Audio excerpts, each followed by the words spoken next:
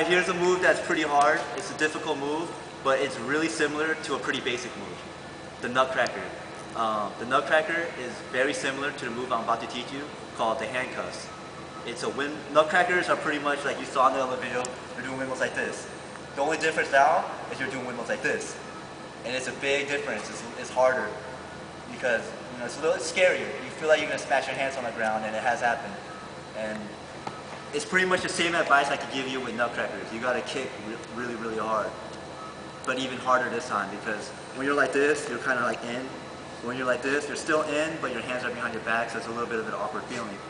So just like nutcrackers, if you want to do handcuffs, you have to really kick really hard.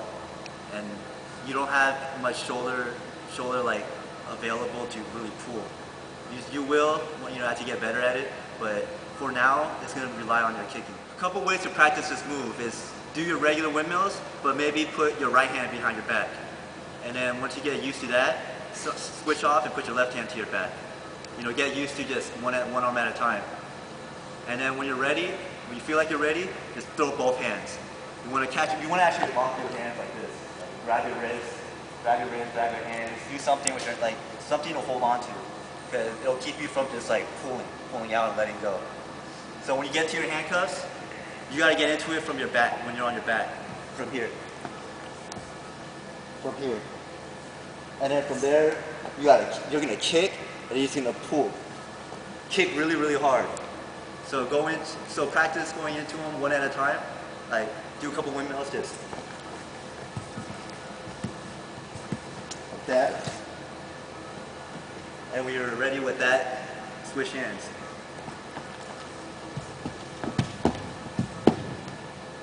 It's harder to do that way. So that's the more important part. And when you're ready, put two hands behind your back. And when you do that, remember you gotta kick harder. So for me, it's easier to do handcuffs from standing because I get my best whip, like I said, from there. So I'm gonna show you like few handcuffs, right?